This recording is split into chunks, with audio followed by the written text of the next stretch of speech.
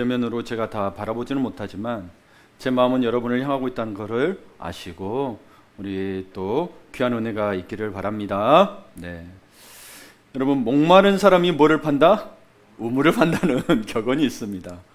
이 말이 무슨 말이냐면 본인이 필요함을 느껴야 하고 본인이 절박함이 있어야 하고 본인이 간절히 바라는 마음이 있어야 한다는 뜻입니다. 그런데 여러분, 인생을 살다 보면 이 말이 그렇게 맞으면서도 이 말이 너무너무 힘들기도 합니다. 왜냐하면 이미 목이 마른 사람이잖아요. 정말 목이 마른 사람이에요. 이미 지친 사람이에요. 이미 힘이 없는 사람인 거예요. 그러니 본인이 우물까지 파야 하니 얼마나 힘들겠습니까? 그런데 여기에는 이것을 아는 자, 먼저 된 자, 강하게 된 자의 역할이 이 세상에는 없습니다. 저도 한번 그렇게 회사 생활 잠깐 해봤었는데 그러면 뭐예요? 맨 땅에 헤딩하라는 식이에요. 뭐 한번 이야기하고 말든지 혹은 뭐예요? 비싼 값을 지불하고 전문가의 도움을 받아야 합니다. 그래서 세상의 원리, 이 죄의 방식은 사실 많은 사람들을 좌절하게 만듭니다. 하지만 우리 기독교, 예수 그리스도께서 보여주신 삶은 다릅니다. 우리 예수께서 보여주신 삶을 히브리서 2장 18절을 우리 함께 읽겠습니다. 그는 몸소 시험을 받아서 고난을 당하셨으므로 시험을 받는 사람들을 도우실 수 있습니다 라고 했습니다.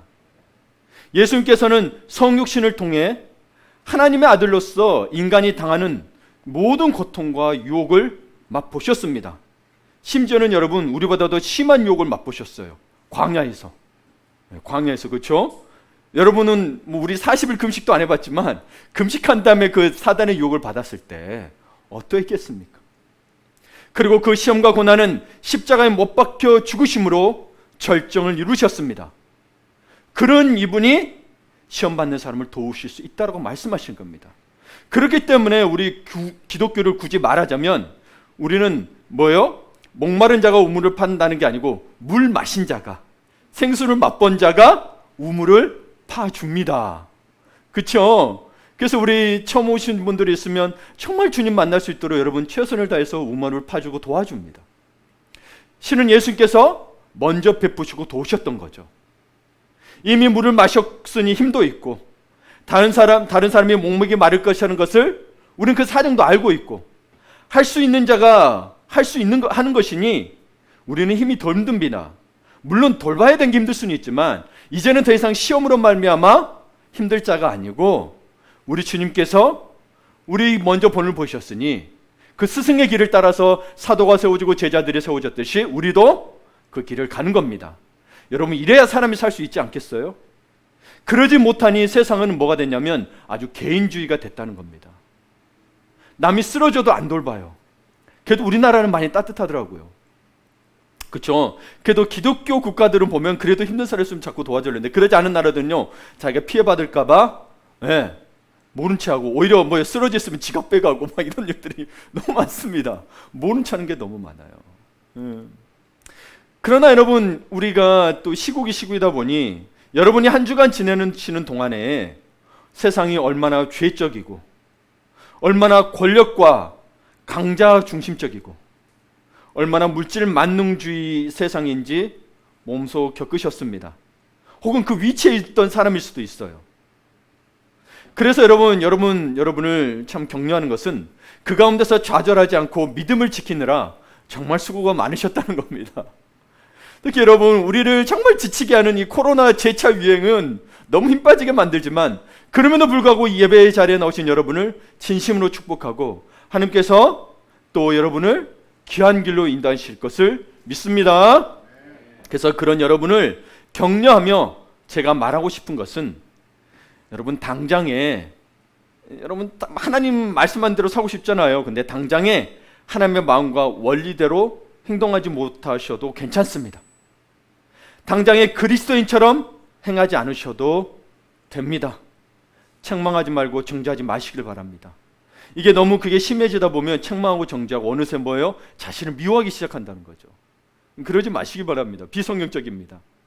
또 하나님 말씀대로 살겠다고 너무 저처럼 비장해하지 마시고 제가 너무 비장하긴 해요. 그렇죠? 여러분은 너무 비장해지기 마시기를 바랍니다. 다만 이 비대면 또 이 기간 동안에는 다만 여러분에게 부탁하고 당부하는 것은 지금처럼 계속 말씀 들으시고 예배에 빠지지 마시고 성경을 배우시기를 바랍니다.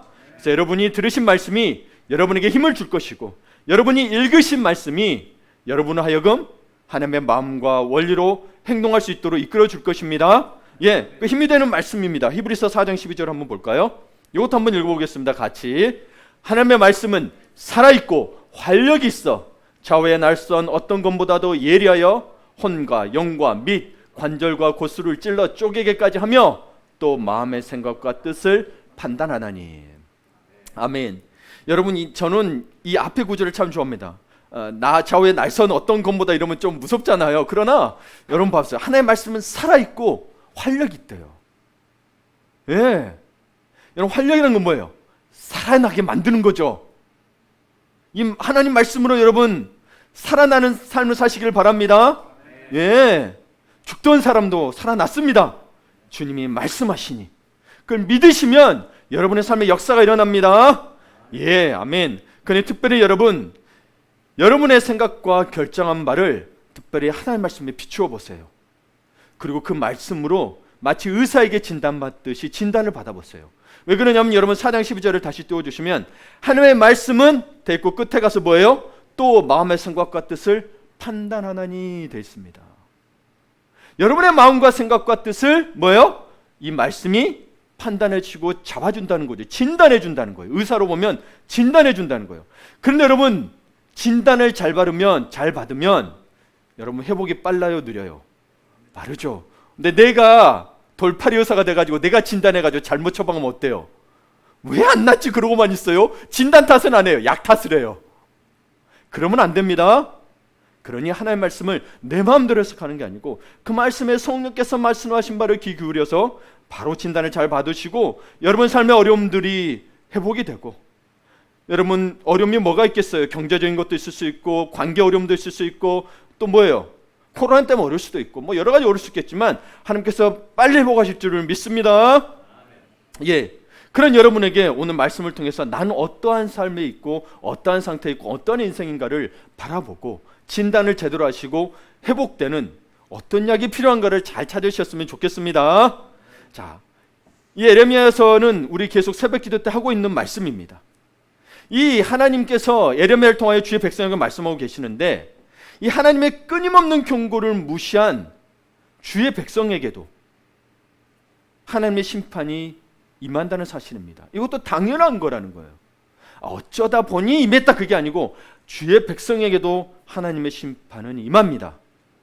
선지자를 통하여 하나님의 말씀으로 주의 백성들의 마음의 생각과 뜻을 진단했으나 이 주의 백성들은, 지도자들부터 주의 백성들은 뭐예요? 예레미야에게 말하기를 오진이라고, 너가 잘못 진단했어 라고 하며 하나님을 찾지 않았습니다. 이런 이스라엘의 상황을 통해 하나님께서 이 세대와 여러분 개개인에게 주시는 메시지를, 그걸 쉐마라 그럽니다. 메시지를 듣기를 바랍니다. 먼저 여러분 우리는 무엇을 배워야 하느냐? 꾸준히 일러주시는 하나님의 말씀을 청종함을 배워야 합니다. 그냥 하나님 말씀만이 청종해라 그게 아니고 사실 하나님은 뭐예요? 꾸준히 일러주셨다는 사실입니다. 우리 보지는 않았지만 우리 오늘 본문에 봤던 앞에 9절 2절에서 4절을 여러분 제가 읽어드릴게요. 선지자 예레미야가 유다의 모든 백성과 예루살렘의 모든 주민에게 말하여 이르되 유다의 왕 아몬의 아들 요시야 왕 13째부터 오늘까지 23년 동안 여호와의 말씀이 내게 임하기로 내가 너에게 꾸준히 일렀으나 너희가 순종하지 아니하였느니라. 그러므로 여호와께서 그의 모든 선지자를 너희에게 끊임없이 보내셨으나 너희가 꾸준히 순종하지 아니하였으며 귀를 기울여 듣지 아니하였다라고 했습니다.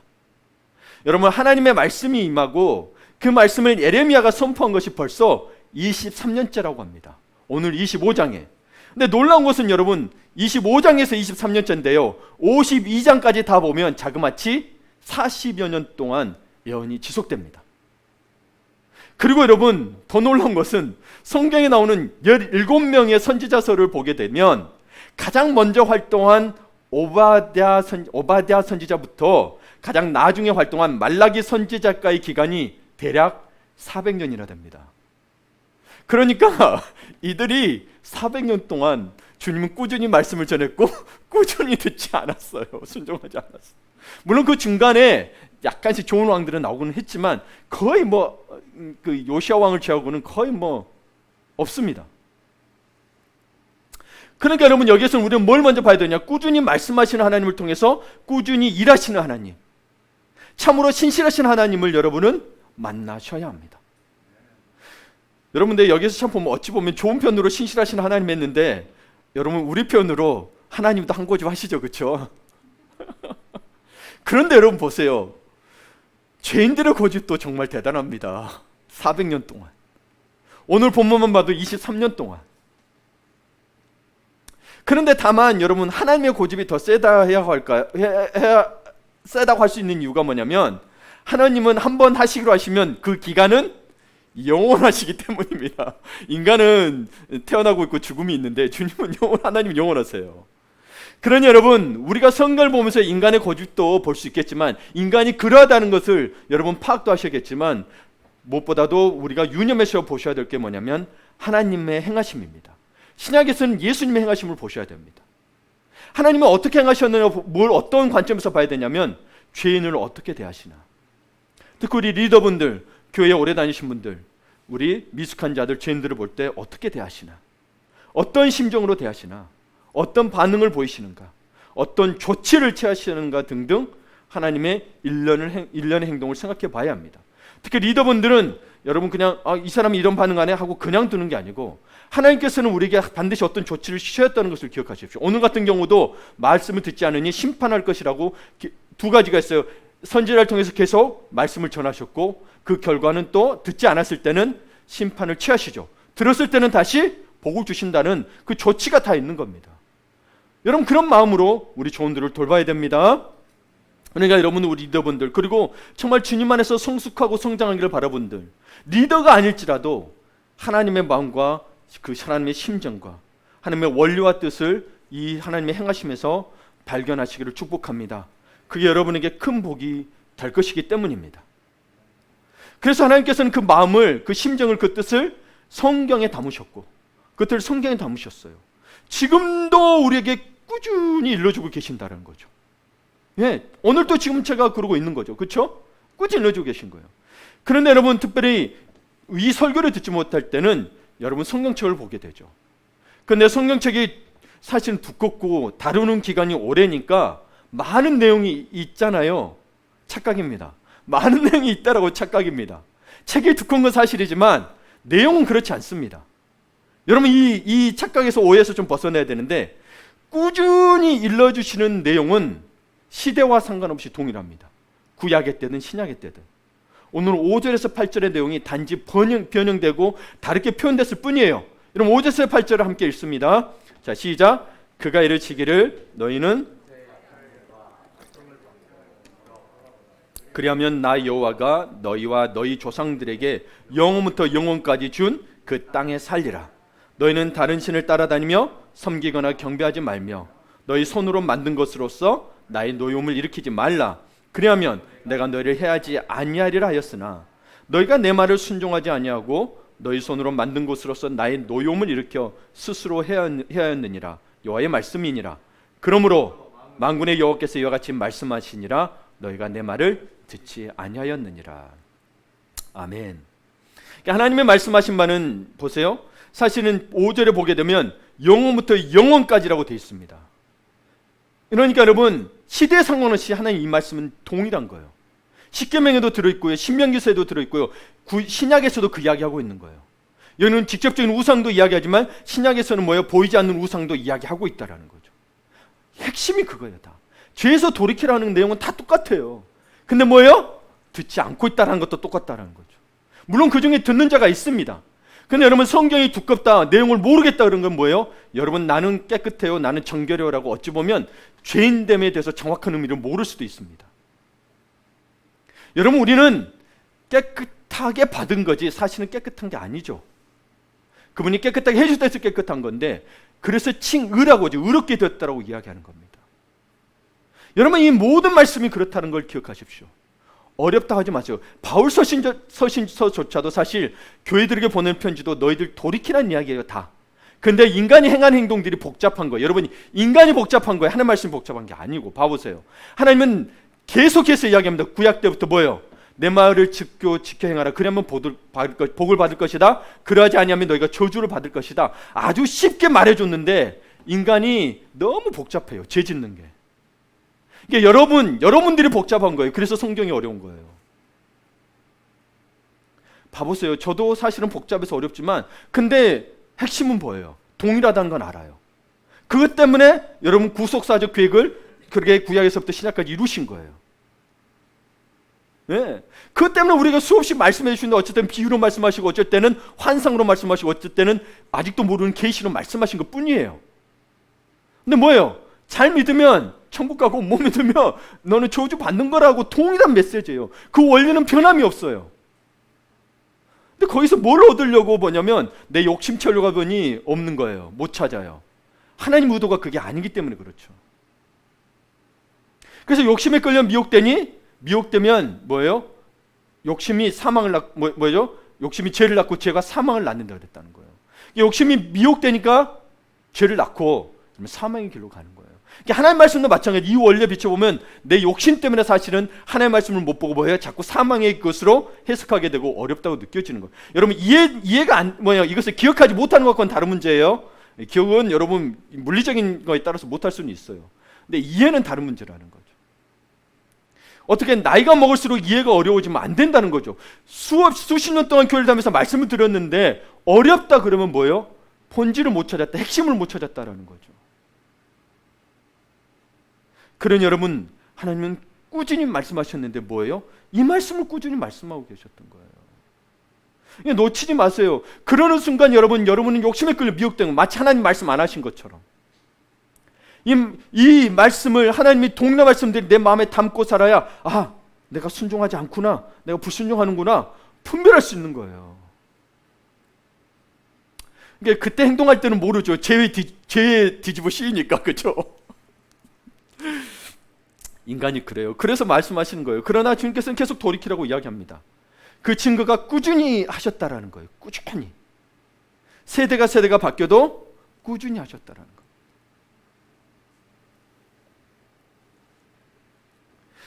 여러분, 그래서 하나님께서는 이 남유다에 행했던 이 심판은 사실은 하나님께서 당신의 백성을 저버린 것이 아니라 당신의 백성들이 거룩하고 정결하고 정의롭고 공의롭게 회복하기를 바라신 것입니다. 하지만 그들은 하나님의 바라신 바를 저버렸고 악행을 행하고 우상을 섬기다 결국 이 지경까지 오게 된 거죠. 그래서 오늘 말씀을 여러분 보게 되면, 좀 깊이 보게 되면 사실은 이스라엘에 행해지는 심판은 사실 일어나지 않을 수도 있는 거였어요. 하나님께서 선지자를 통하여서 하셨던 말씀을 듣고 순종했다면 말이죠. 나 마음 아프게도 심판이 일어나고 말았습니다. 그 말은 뭐예요? 듣지 않았다고, 순종하지 않았다라는 거죠. 그래서 오늘 우리는 또한 여러분 이 과정을 통해서 우리는 하나님의 심판의 과정을 세 단계의 시기로 나누고 거기에서 또 교훈을 찾아야 됩니다. 꾸준히 말씀하시는 하나님, 꾸준히 예레미야를 통해서, 선지자를 통해서, 목사들을 통해서, 때로는 리더를 통해서 말씀하시는 하나님을 통해서 여러분 들으셔야 되고, 나는 지금 어떤 위치에 와 있는가, 혹 심판과 징계 가운데 있다 할지라도 하나님께서는 주의 백성, 바로 당신을 인도하시며 일을 행하시는 그것을 보시는 영적인 눈이 크게 열리시기를 바랍니다. 예. 첫 번째 여러분 우리가 봐야 될 게 뭐냐? 악인을 사용하시는 하나님. 9절을 보겠습니다. 보라, 내가 북쪽 모든 종족과 내 종 바벨론의 왕 느부갓네살을 불러다가 이 땅과 그 주민과 사방 모든 나라를 쳐서 진멸하여 그들을 놀램과 비웃음과 비웃음거리가 되게 하여 땅으로 영원한 폐허가 되게 할 것이라. 여호와의 말씀이니라. 자, 여기에서 무슨 악인을 사용하시는가 볼 수 있는데, 여러분 내게 악인이 다가왔을 때는 여러분 아이고 하나님 나를 버리셨구나 라고 생각할 게 아니고, 악인도 하나님이 사용하신다는 사실을 영적인 눈으로 봐야 합니다. 9절에 보니 유다는 바벨론 왕 느부갓네살의 손에 완전히 폐허가 될 것이라고 합니다. 이 말은 무슨 말이냐? 이스라엘이 더 이상 나라로 존재하지 않는다는 말입니다. 여러분 가정이 망가지면 가정이 다 찢어지기도 하죠. 그렇죠? 회사가 다 파산하기도 합니다.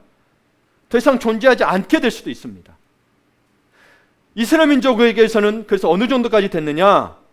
사람 사는 흔적을 찾아볼 수 없어서 그들의 황폐함은 열방의 조롱거리가 된다고 지금 이야기하고 있습니다. 그래서 여러분 9절에서 10절까지 보게 되면 이스라엘이 이러한 상황이 참 안타깝고 어이가 없게 느껴지는 이유는 뭐냐면, 사실 여러분 전에는 세상을 창조하신 하나님의 사랑을 독차지하던 민족이었어요. 그래서 정말 번성하고 하는 전쟁마다 다 승리했던 민족이었습니다. 그런데 이제는 뭐예요? 하나님의 심판을 받아서 멸망해서 세상 사람들의 민족들의 구설수에 오르게 되었다는 겁니다. 할 말이 없죠. 할 말이 없어요. 근데 여러분 여기에서만 절망하지 마세요. 그래서 나는 패망했구나 그러지 마시고, 여기서 눈여겨보게 하고 생각하게 하는 게 뭐냐면, 내 종 바벨론의 왕 느부갓네살을 불러다가 되어 있습니다. 내 종. 여러분 하나님께서 느부갓네살 왕을, 이 사람은 믿지 않는 왕이에요. 예. 흔히 말하면 여러분 좀 센 척 자랑하는 믿지 않는 나라 국가예요. 예. 내 종이라고 부르시는 것을 어떻게 생각해야 할까요? 근데 이사야서에서의 내용에 보면 이런 내용이 있습니다. 하나님께서 페르시아 왕 고레스를, 이사야서에서도 뭐라고 하냐면 이 페르시아 왕 고레스를, 여러분 바벨론 다음에 페르시아거든요. 이 페르시아 고레스를 나의 목자, 그의 기름 부음 받은 자라고 부른 적이 있습니다. 여러분 하나님은 세상의 누구라도 상관이 없습니다. 왜요? 이분은 창조자가시고 모든 만물의 주인이시거든요. 하나님께서는 당신의 계획을 이루어 나가는 도구로 사용하시는 분입니다. 여러분 이 악인들이요, 혹은 하나님 앞에 이렇게 쓰임받고 있는 것에 대해서 본인이 알든 모르든 에레미야 시대에는 바벨론이 유다와 가나안 지역 나라들을 심판하고자 하는 하나님의 도구가 되었다는 겁니다. 그래서 이 나라의 왕인 느부갓네살이 여호와의 종이라고 불렸던 겁니다. 하나님의 도구로 쓰인 것들은 다 하나님의 종이라고 불러요. 왜? 하나님의 섭리 가운데서 사용이 된 거니까. 그래서 이 호칭은 사실은 여러분 이 왕들의 개인적인 신앙과는 전혀 무관합니다. 만약 하나님께서 우리 나라를, 이 대한민국을, 남쪽을 하나님께서 조금 심판하기 위해서 북한을 사용했다고 해서 이 북한의 김정은이가 뭐 신앙이 좋아서, 이건 아니에요. 그건 아니에요. 신앙과는 무관합니다. 모든 게 하나님의 손 안에 있는, 하나님 주인이시잖아요. 모든 것에. 그러니 이들의 신앙과는 상관없습니다. 하나님이 사용하시면 사용하시는 겁니다. 그래서 심지어 하나님은 바람도 때로는 종이라고 부르셨고요, 나귀도 종이라고 해요. 하나님의 뜻 가운데 선을 사용하셨을 때. 그리고 국가들도 종이라고 부르셨어요. 구약 읽어보시면 나옵니다. 그래서 또한 하나님께서는 어느 누구를 종으로 사용했다고 해서 그 사람을 인정하셨다는 뜻도 아닙니다. 하나님은 가장 추악한 악인도 종으로 사용하실 수 있습니다. 이게 악인의 행동을 허락한 게 아니고 잠시 허용한 거죠. 하나님의 뜻에 맞게. 그렇다면 여러분 이 세상의 왕들은 왜 하나님 손 안에 있느냐? 이게 시편에 나와 있어요. 시편 2편 10절에서 11절을 보게 되면, 그런즉 군왕들아 너희는 지혜를 얻으며 세상의 재판관들아 너희는 교훈을 받을지어다. 여호와를 경외함으로 섬기고 떨며 즐거워할지어다. 그렇죠? 세상에 어떤 고난들이라도 하나님을 경외라고 돼 있죠. 그 위에 누구가 있다? 여호와께서 있다라고 말씀하고 계시는 겁니다. 너희는 지혜를 얻으며, 재판관들은 하나님으로 말씀을 또 교훈을 받아야 되는데 그렇지 않는다라는 거죠. 사실은 세상의 그 지도자들이. 그렇기 때문에 여러분 우리는 군왕은 아닐지라도 동일하게 우리는 하나님의 자녀로서 하나님께 인정을 받아야 합니다.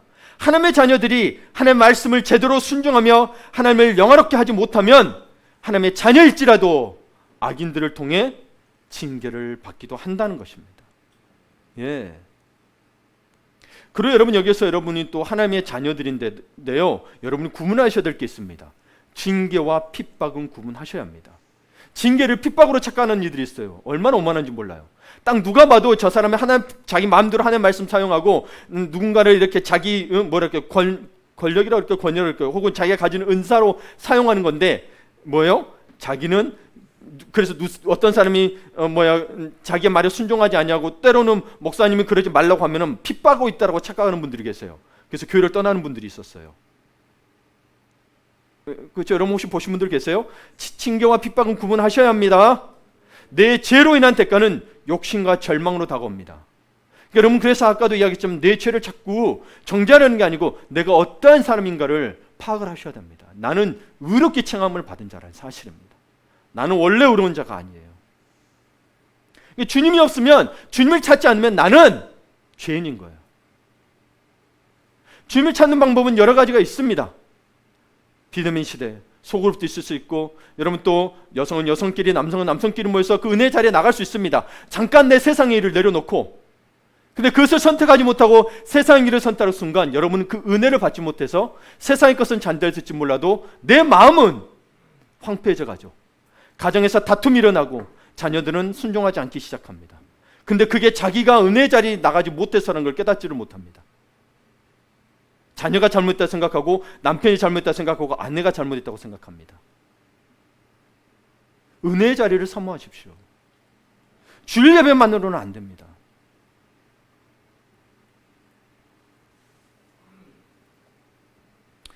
그러면 하나님의 말씀에 순종하는 가운데 오는 핍박은 뭐냐? 결국에는 그 과정 중에는 아직 모를 수 있을지 몰라도 결국에는 성령의 열매를 맺게 됩니다. 봐보세요. 사랑과 희락과 화평과 오래 참음과 자비와 양성과 충성과 온유와 절제, 그리고 감사의 은혜가 쏟아져 나옵니다. 현재 당신의 삶은 징계입니까? 아니면 핍박입니까? 징계는 여러분 하나님 믿는 자에게는 훈련으로 바꿀 수도 있습니다. 그리고 핍박은 뭐예요? 성령의 열매가 풍성한 축복으로 임하는 귀한 시간입니다. 여러분은 어떠한 삶에 속해 있습니까? 그럼 더 여러분 좀 들어보면서 판단해 보실래요? 생각해 보실래요? 근데 두 번째로 봐야 될 게 뭐냐? 이 심판의 과정 속에, 징계 속에서 뭐 해야 되냐? 광야의 시간으로 이끄시는 하나님을 만나야 합니다. 광야는 여러분 너무 고달픕니다. 신명기서 8장에 보게 되면 내가 너희를 간조하고 정갈이 있는 땅으로 인도하는데, 간조하니 뭐예요? 메마른 땅이라는 거예요. 정갈이 넘쳐난대요. 너무 힘든 땅이죠. 근데 왜 그러냐? 내가 너에게 복 주시기 위해서라고 하나님 말씀하십니다.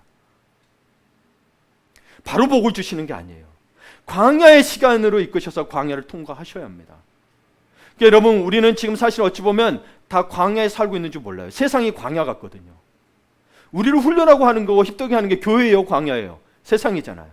내 마음을 이기지 못하고 내가 화내고 지치거나 혹은 내가 하나님의 말씀에 따라서 더 은혜 자리로 나와야 되는데 내가 돈 벌러 더 나가는 시간들을 통해서 하나님과 멀어져가는 이 시간은 너무 힘들어요. 너무 힘들어요. 왜요? 간주하니까.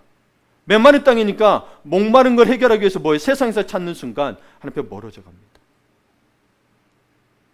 내게 필요한 것들이 있어요. 공급받을 게 있는 것들을 먼저, 물론 세상을 통해서도 주십니다. 왜냐하면 하나님께서 반석에서 물을 주셨는데 그 반석을 누가 해서 물을 주신 거예요? 하나님 주셨다라는 거죠. 광야에서 주세요. 근데 그 반석을 깨트린 자가 누구냐? 하나님을 허락하시고 하나님 말씀해 주셔야 깰 수 있는 건데 우리는 자꾸 우리가 깨트리려 그러니 자꾸 다른 곳을 두드리게 되는 거죠. 그러니 맨날 뭐예요? 피가 철철 흐르는 맹수 같은 거예요. 누가 건들면 짜증나고 화가 자꾸 나는 거예요. 다른 게 귀찮아지는 거예요. 왜요? 성령 열매가 없거든요. 사랑이 없어요. 온유함이 없어요. 절제가 없어요. 희락이 없는데, 기쁨이 없는데 어떻게 한단 말입니까?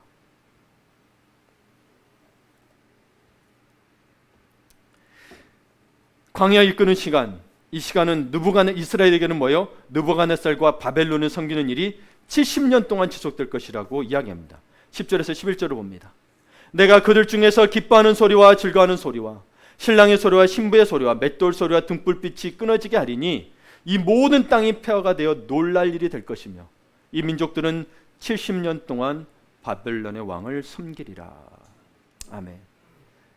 여러분, 이 유다는 자치권이, 나라의 지배권을 잃어버리게 되었다는 말입니다. 그리고 기뻐할 일, 즐거워할 일, 사람 사는 소리가 없어질 것이라고 이야기합니다. 여러분 지금 코로나도 좀 그런 상황이죠. 여기 보면 뭐예요? 신랑의 소리와 신부의 소리가 이게 끊어지게 된다고 되어 있습니다. 지금 4단계 되면서 결혼을 했던 사람들이 불만이 많다라고 기사에 뜨더라고요. 네. 결혼 미루고 또 믿어 살려고 그러는데 또 갑자기 4단계 해버리니까 아예 못하니까. 질거할 일이 없어지는 거예요, 여러분. 유다 백성은 또 자기들의 소리를 못 내고 뭐예요? 바벨론의 말을 들어야 되는 거예요.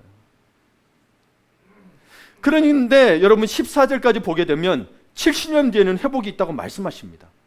그러므로 여러분이 이 70년의 포로 기간은 회복의 약속을 기다리며 인내하며, 중요합니다, 하나님을 알고 깨닫는 시간이 되어야 합니다. 뭐예요? 회복의 약속을 기다리며, 이게 믿음이에요. 그리고 인내하며, 인내하십니다. 성령 열매 중에도 오래 참음이 있습니다. 하나님을 알고 깨닫는 시간, 이걸 좀 바꿔 말하면 자신을 내려놓는 시간.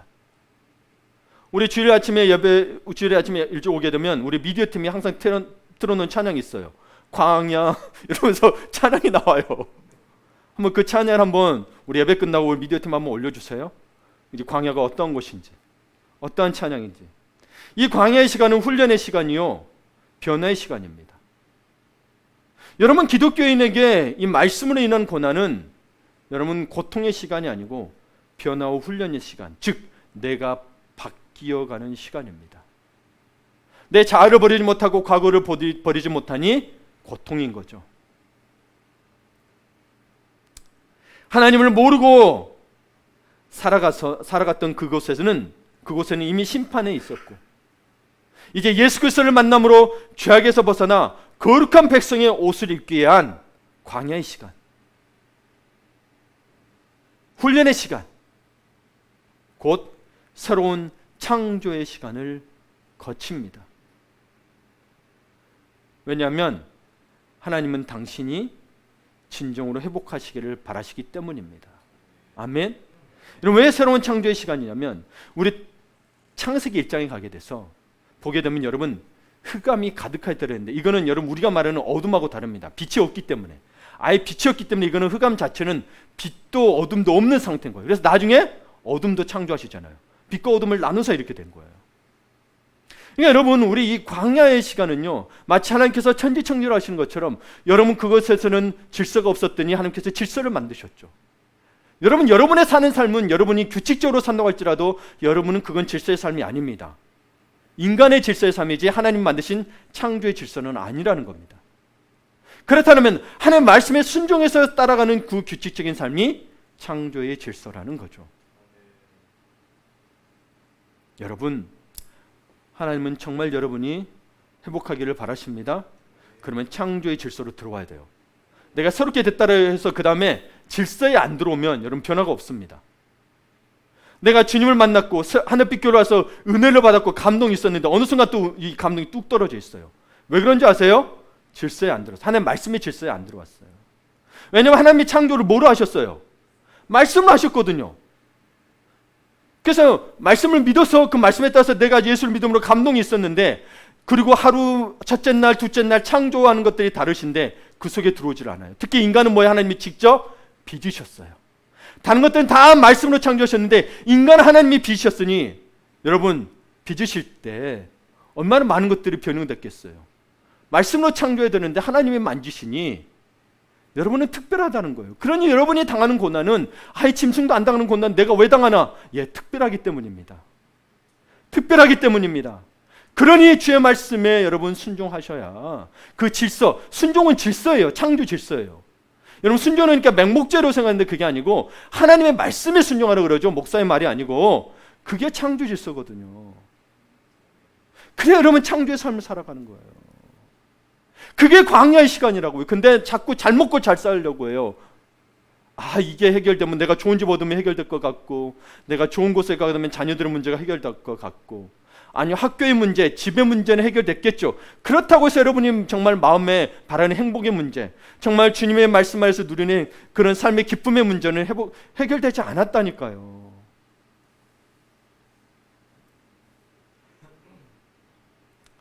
그러니까 여러분 이 창조 질서에 들어와야 내 마음도 행복하고 다른 문제들도 다 해결이 된다는 거죠.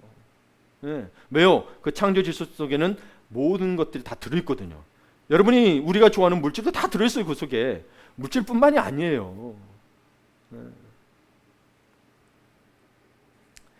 자, 그러니 여러분 진정한 회복을 바라시는 하나님을 세 번째로 봐야 됩니다. 왜냐하면 세상의 모든 것이 절망적인 것은 아닙니다. 나를 괴롭게 하고 힘들게 했던 악인들에 대한 하나님의 심판이 있습니다. 우리를 지금 괴롭게 하고 있는 것들이 많은 것이 있죠. 사탄의 유혹, 사탄 자체라기보다도요, 사탄의 유혹이 우리를 굉장히 힘들게 합니다. 그 유혹은 뭐예요? 물질적인 것일 수도 있고, 성적인 것일 수도 있고, 또는 명예적인 거, 여러 가지가 있을 수 있다는 거죠. 그것에 대한 하나님의 심판이 있습니다. 12절에서 14절을 봅니다. 여호와의 말씀이니라 70년이 끝나면 내가 바벨론의 왕과 그의 나라와 갈대인의 땅을 그 죄악으로 말미암아 벌하여 영원히 폐허가 되게 하되, 내가 그 땅을 향하여 선언한 바 예레미야가 모든 민족을 향하여 예언하고 이 책에 기록한 나의 모든 말들 그 땅에 임하게 하리라. 그리하여 여러 민족과 큰 왕들이 그들로 자기들을 섬기게 할 것이나 나는 그들의 행위와 그들의 손이 행한 대로 갚으리라. 아멘. 비록 이스라엘은 70년 동안 포로 생활을 해야 했지만 이들은 포로 생활이 아니라 새로운 창조의 시간이었고, 오히려 70년이 지난 다음에 바벨론이 심판을 받게 됩니다. 바벨론뿐만이 아니라 나중에 페르시아도 다 심판을 받습니다. 이집트도. 이 바벨론은 세상의 모든 죄악과 악을 대표하는 세력입니다. 바벨론은 다른 나라들에 행한 만행에 대한 철저한 추궁을 받을 것입니다. 그렇다고 해서 여러분 바벨론을 하나님이 사랑하지 않느냐? 그건 아니에요. 여러분 요나서를 통해서 봐야 될 게 니느웨 교훈이 있는데, 니느웨는 굉장히 잔인한 민족이었습니다. 그런데 그들이 회개했을 때 하나님이 용서해 주세요? 용서 안 해주세요? 예, 용서해 주시고 심판을 멈추죠. 회개했을 때 그들이 실제로 베옷을 입고 옷을 찢으며 회개를 합니다. 근데 다시 악행을 저지르서 멸망하고 맙니다. 그러니까 여러분 이 심판과 여러분 이 회복은 믿는 자에게만 주었던 건 아니에요. 믿지 않은 자에게도 주셨던 거예요. 단지 믿는 자와 믿지 않은 자의 방법이 다른 것뿐인 거죠. 그러니 여러분 우리는 의인의 길, 하나님 말씀에 순종하는 길, 창조 질서의 길을 가야 됩니다. 시편 2편 1편 6절에 이런 말씀이 있습니다. 무릇 의인들의 길은 여호와께서 인정하시나 악인들의 길은 망하리로다. 예, 그래서 바벨론은 망합니다. 여러분이 아무리 사업이 잘 됐더라도 하나님 말씀의 창조 질서에 들어오지 않으면 여러분은 하나님께 인정받지를 못합니다. 결국 망한다는 건 뭐예요? 이 땅에서 잘 먹고 잘 살을지는 몰라도 하나님 앞에 가는 순간 뭐예요? 영원한 형벌 가운데 들어간다는 겁니다. 그러니 제발 여러분 하나님을 우선순위에 두십시오. 은혜의 자리를 우선순위에 두십시오. 새벽 기도의 자리, 소그룹의 자리 비덤일지라도 그 자리에 나오십시오. 만약에 여러분 하루에 예를 들어서 일당을 막 몇백만 원 준다. 근데 새벽 4시부터 나와라. 갈 거예요, 안 갈 거예요? 가죠. 저라도 가요. 목사인 저도 새벽 기도 설교해야 되는데 저쪽 갈까 말까? 성도들한테 하루만 이야기하고 갔다 올까? 이럴 것 같아요. 그럼에도 불구하고 뭐예요? 여러분 하나님 은혜 자리를 선택하셔야 합니다. 돈으로 살 수 없는 자리입니다. 돈으로 살 수 없는 자리예요. 근데 하나님이 단돈 몇백만 원도 못하냐는 거예요. 또 그 이면에 보게 되면 여러분 주님을 더 사랑하시기를 바랍니다. 예. 그러니 여러분 세상의 강성함, 바벨론의 강성함, 그러니까 세상의 악인의 성공에 억울해하지 마시고 위축되지 마시기를 바랍니다. 사실은 그들은 다 여러분 뭐요? 당신의 새로운 창조, 새로운 삶을 위한 도구요, 환경이었음을 잊지 마시기 바랍니다. 예, 그것을 져가지고 아이고 하나님은 나를 버리셨군요. 저 사람은 잘 대해주고 그래서 그러다 보니 저 사람이 나보다 잘 살면 위축돼 버려요. 그러지 마시라고요. 그 사람들을 오히려 뭐예요? 나의 새로운 삶, 새로운 창조의 도구로 사용하셨다는 사실. 그러니 하나님께서는 우리 믿는 자들에게 우리의 죄에 대해서, 이스라엘 백성에 대해서 죄에 대해서 공의를 행하시지만 궁극적으로는 뭐예요? 회복을 원하심을 알 수 있다는 거죠. 진정한 회복을 원하시는 하나님이시는 거예요. 그러니 하나님께 불순종하는 죄에서 벗어나는 것이 회복의 첫 단추임을 기억하는 믿음의 자녀가 되시기를 바랍니다. 여러분 이제 결단과 적용을 돌아보기를 원합니다. 여러분 회개하지 않은 죄 때문에 하나님의 징계를 경험한 적이 있으십니까? 그렇다면 여러분 진정한 회복을 이루기에 오늘 내가 회개하고 실천해야 할 것은 무엇입니까? 먼저 여러분 주님을 만나야 되는데 어떤 주님인지 알고 만나셔야 합니다. 제가 새벽기도 때도 누차 이야기했지만 메시아, 그리스도, the anointed one, 그래서 기름 부음 받아 자라고 해서 여러분 예수님을 구원자로만 만나고 있는 분들이 계세요. 예수 그리스도라는 걸 잊지 마세요. 이분이 그리스도가 히브리어로 메시아라는 뜻이에요. 근데 구원자로 말하래요. 그래서 난 구원 받았으니 그런지 나는 바깥에서 그냥 열심히 살고 주일날은 예배만 드리면 돼. 기름 부음 받은 자는 그게 아니죠. 제사장, 선지자, 왕의 펑션을 가지고 역할을 가지고 있다고 했습니다. 이분은 우리의 구원자일 뿐이라 아니라 우리의 왕이시다. 여러분 왕은 당시 왕이 있을 당시에는 그 절대 권력이 누구예요? 왕이죠. 그러면 백성들의 생사도 누구 손에 달려 있어요? 왕에게 달려 있었죠. 말 한마디 아무리 폭군이라도 가서 죽여 그러면 저 사람 아무리 선한 사람 충신들 얼마나 나가 죽었어요. 우리 하나님은 폭군은 아닙니다. 우리 주님은 악한 왕이 아닙니다. 그런데 여러분 왜 우리는 예수 그리스도를 구원자로만 대하고 왕으로는 대하지 않으십니까? 그분이 말씀하시는 거 이해하고 왜 순종하지 못하는 겁니까?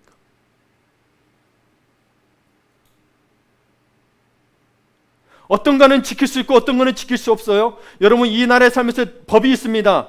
대통령의 명이 있습니다. 대통령 법에 따라서 법관이 이야기할 때, 재판관이 이야기할 때 이 말은 이렇게 법이 있어요 해서 이렇게 해야 된다고 얘기했는데 내가 그 말을 지킬 수도 있고 안 지킬 수도 있나요? 아니죠. 안 지킬 수는 있는데 뭐예요? 그 말은 대가를 받게 되죠. 그럼 그래서 지키고 있죠. 그럼 지키잖아요. 근데 하나님 말씀 여러분 가려서 지킬 수 있나요? 아니요. 세상의 재판관보다 세상의 어떤 권세보다도 위에 계신 그 주님의 말씀을 왜 우리는 우리가 선택해서 지키고 안 지키고 행하는 걸까요? 왜요? 그분을 왕으로 인정하지 않기 때문입니다. 그분을 절대자로 인정하지 않기 때문입니다. 구원자로 인정해서 나를 많이 사랑하셔 그러니 나가 뭘 하든 이해해 주실 거야 라고만, 물론 그런 분도 계십니다. 그러나 왕이라는 것을 또 잊지 말아주세요.